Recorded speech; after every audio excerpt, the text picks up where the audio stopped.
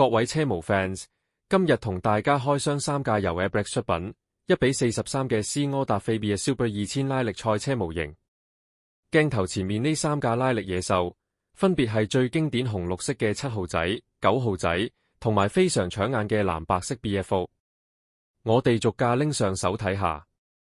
首先，呢三架車嘅零件都非常之齊全，大到好似車牌尾翼、車燈，細到連雨刮同車入面嘅防滾架，全部都完好無缺。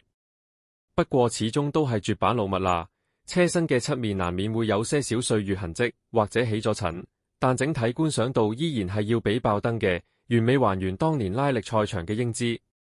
另外，每架車都會連埋原裝嘅透明亞加力防塵盒。